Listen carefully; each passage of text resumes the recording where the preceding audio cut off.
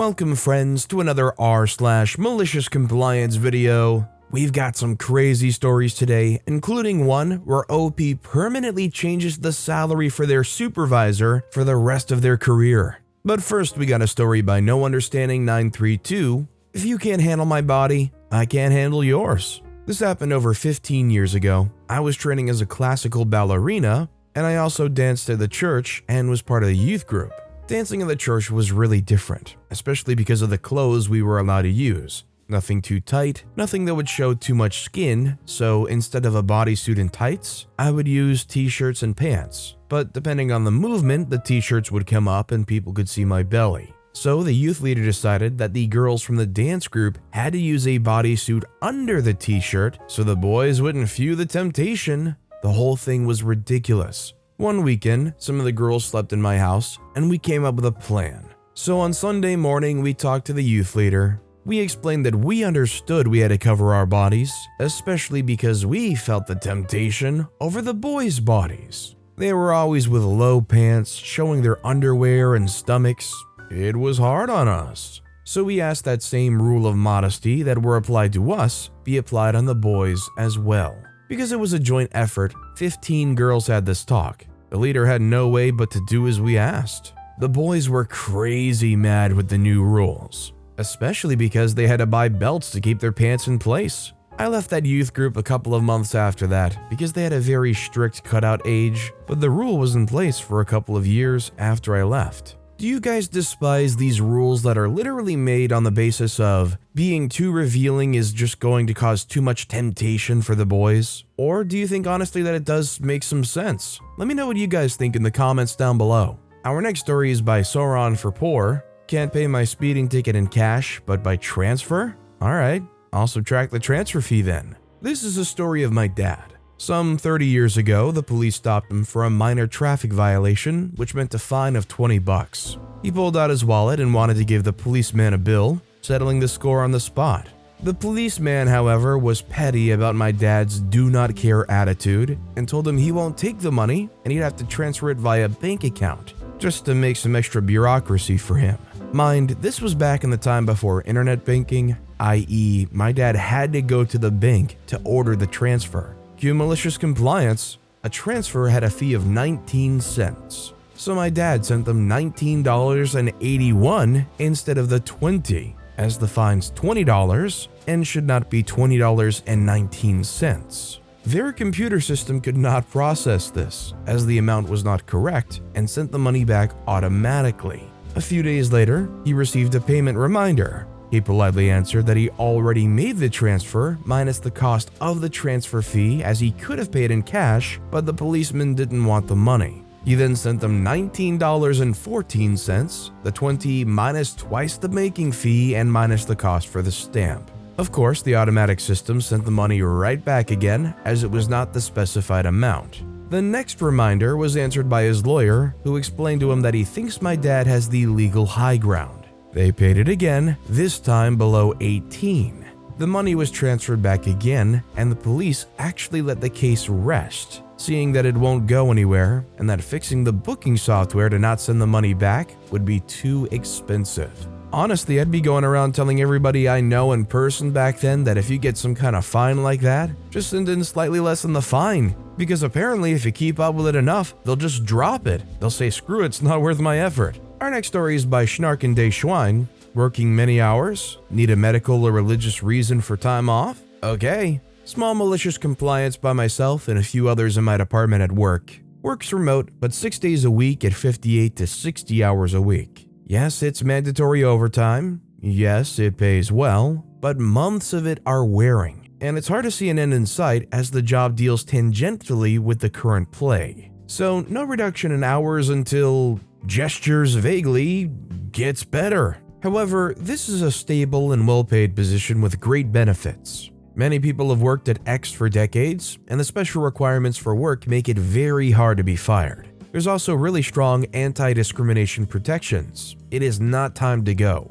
It's instead time for a little malicious compliance. Previously, work has said that they're not approving time off unless you have a medical note. Then I guess some people asked about religious observances because it's both Lent and Ramadan now. Higher up said, okay, so it's medical note or religious holiday. It's fine, whatever. I can get a note for my doctor's appointment this week. The benefits are great, as I said, so seeing one's not a problem. But guess what? I'm a lifelong Lutheran and church member, although I hate mornings and the plague means no more Saturday night services. So the extent of my belief now is watching the occasional service on YouTube, giving money, and sending in extra food for the time when church restocks a local food pantry. My wife is more devout and actually believes God intervenes in our daily lives. Personally, I can't think of God as a vending machine, and I don't really get a subjective experience of joy from church. It's a way to meet people, do good, and learn some moral lessons, and my brain loves routine. The sameness of every service is comforting. But guess who decided to become much more pious now in order to get some time off somewhat regularly?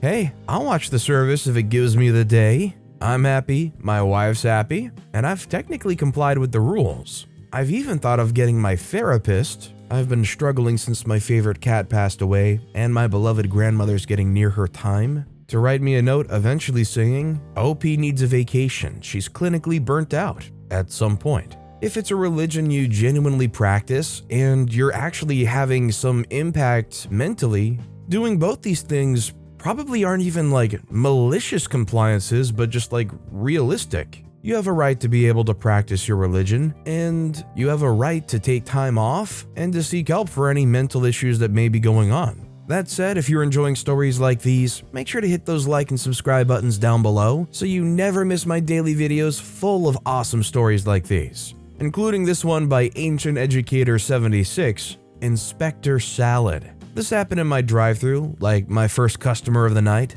I've come to realize that Sunday is when all the crazies come through the drive-thru. It's like each individual took inventory of their week and decided they don't like what they see, so they take it out on me. Inspector Salad beeps through and says, "Hi, yes, hello. Last time you guys didn't give me all of my stuff? You never give me all of my stuff. I have a list." Whoa there, Turbo, slow down. I hate when people start off some conversation with me like I was the idiot here last time. Ma'am, whatever's on your list, I'll make sure you get it. I need an apple pecan salad, and it comes with lettuce and grilled chicken and blue cheese crumbles and blue cheese crumbles and pecans and blue cheese crumbles. She basically just kept describing the salad but overemphasizing the blue cheese crumbles because, evidently, last time they left it out. Easy mistake to make because 90% of the time, no one wants the blue cheese. Also, we're usually assembling as the person speaks, especially drinks and salads, so every time she says blue cheese crumbles, my sandwich person makes eye contact with me while adding another crap load of blue cheese crumbles, just drizzling it everywhere emphatically like a Swedish chef. It was absolutely loaded. We handed out the salad for her to inspect with her stupid little inspector glasses, and she's like, "Well, that's a lot of blue cheese crumbles." Yeah, witch, have your freaking salad. Smells like a darn toe. I think you can tell OP's having a grand old time working at this place. I hope for OP that they can move up in the workforce so they don't have to deal with drive-through people like Blues Cheese Crumbles here. Our next story is by Give Me Yuna. Want me to take part in sports day? Don't go regretting how I take part. This was in the 90s, my first year of secondary school. We had sports events for every year group of both infants and junior schools, but only for the first year of secondary school. Sort of like they were weaning you off the events in order to focus on education instead of health. I was never any good at sports and never really had any interest in it. Probably the only sports/game that I enjoyed was a good game of Bulldog. Well, back to the story. In secondary school, they had different sports from javelin, long jump, 100-meter sprint, basically a miniature Olympics. You understand. However, you don't win medals or trophies. Coming first place in an activity didn't mean much in the grand scale of things. It was more a points-based thing for your class. There were 9 classes in the year. Each student that took part in an activity got a single point simply for taking part. However, the amount of points you earned was linked to what position you earned. If you were in 9th place, you got 1 point, 8th place, you got 2 points, 7th was 3 points, and so on. So at the end, the class with the most points wins, and the head of the school would proudly say that that class had the best students. However, most of the students just weren't bothered with sports. You still had some that were there and put in the most effort, but the rest only put in half the effort, basically competing for the middle ground as to try and not be last. Well, that's how they thought. There was one thing though. As you remember, I mentioned that simply taking part in an activity gets you a single point. You ended up being forced into doing an activity. Only one male and one female per class was allowed to take part in javelin or long jump, etc., as to prevent activities from being flooded by entire classes. Also, because different activities were run side by side, no student could be registered for activities that overlapped each other. The teachers would put on the desks the events timetables for students to put their names down for events that they wanted to do. First come, first serve sort of thing. Well, the teachers also had this thing where if they don't see an activity with a name on it, they would pick a name out of a hat to do it while making sure that they don't overlap with an activity the student had chosen. I didn't bother putting my name down on anything, and everyone else in my class did. So I got volunteered for a few activities: javelin, 100-meter sprint, and 800-meter run. I basically shrugged and told the teacher that I would do it, but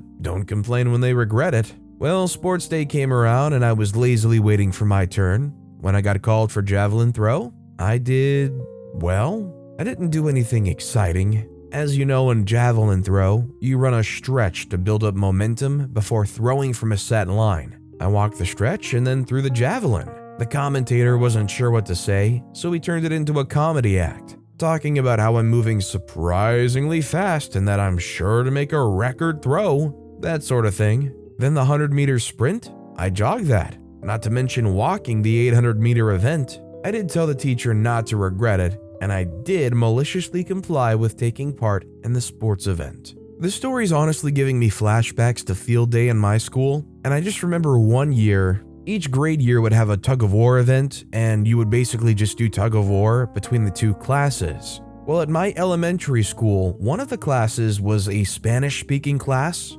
Because there was a decent amount of kids in the community that only spoke Spanish, there was a sizable number of kids, more than a common class would be, in the Spanish class. So needless to say, I just remember our class being on one side of that tug-of-war rope, and when that whistle blew, next thing I know, our entire class is on the ground being dragged across the dirt, because it was just like such an unfair advantage because they had way more kids. And our final story of the day is by PickleLip64151. Supervisor wouldn't let me come in 1 hour early, so I worked hard enough that she and the entire sector didn't get raises that year, which meant they were 5% behind peers for salary for the rest of their careers. Background: the police department that I worked for set a policy that patrol officers were evaluated based on their daily activity. Can't set quotas, etc., etc. So an officer is compared to all of the officers working under the same sector sergeant. The stats are compiled each month. Basically, you had to be within 10% of the sector average.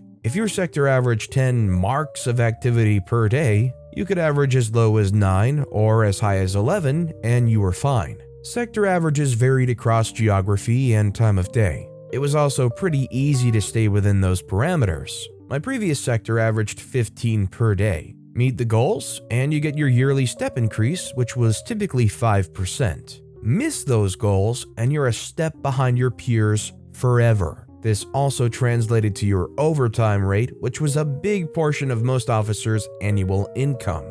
Let's say you're at $30 an hour and getting about 500 hours of overtime each year. That's about $62,400 base pay and another $22,500 in overtime for an annual salary of $84,900. Get your 5% step increase and the same amount of work will net you around $5,000 more per year. Miss the step increase and you're still making $84,900, while your peers are making $4,245 more. This also translates to similar gains in pension, 401k, 457k, and IRA contributions, yada yada. I received a hardship transfer to day shift due to my son staying with me for the summer. It was only for 6 weeks. The hardship was that if I didn't get the transfer, I would have to find childcare during the evening, which would have cost me about $5,000 for the 6 weeks. My lieutenant assures me that I will be put on the 7 a.m. to 3 p.m. shift,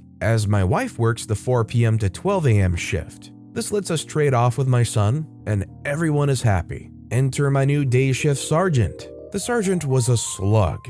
Read, lazy, do-nothing supervisor, drawing a paycheck and only looking out for themselves. The sergeant puts me on the 8 a.m. to 4 p.m. shift. I approached her and ran through my story and advised her that I was told by the lieutenants that I would be on the 7 to 3 shift. She laughed at me and said, "That's what babysitters are for." Okay, fine. Enter the malicious compliance. The sector average for this sergeant was 7. You could literally get a 7 before you left the parking lot for your patrol shift. It wasn't a difficult achievement. I started getting daily activity of about 60 to 70 marks. A mark was just a tally mark next to a category of work. I was basically doing more work than the entire section combined every single day. After a week of this, she comes to me and tells me I'm doing too much. Tells me that I'm destroying the sector average and it's going to wreck my review. She didn't mention that it also wrecks her review and all of the officers under her. I looked her dead in the eye and said, "Well, Sergeant, I just have so much energy because I get to sleep an extra hour. I just have to do something with that energy or I'll go crazy." I let that sink in for a moment and then add, "If I had to get up earlier, like at 5:30 to be here at 7 a.m., I probably wouldn't have very much energy since I wouldn't be getting as much sleep." I kept working at the same pace for the rest of the month, effectively destroying the sector's average to the point where she didn't get a raise. Side note, yes, I also screwed all 6 officers that worked under her out of their raises too. Funny thing about slug sergeants, they attract slug officers. Her sector has a terrible reputation for not being worth a darn. I didn't feel bad one bit, nor did anyone else that had to pick up their slack on the day shift. I got picked up for a special assignment after the first month and transferred to an HQ for about 4 years. My evaluation was based on entirely different metrics that year. I not only got my raise, but I got a promotion as well. I would guess that one of the nice things about working in this position where everybody's a slug, you can really work at that pace you've been working before and really be like that one standout. Like it might make you look like really attractive for a promotion position. And maybe that was a good catalyst as to why OP got that promotion. But with that being said, that's all the time we have for today.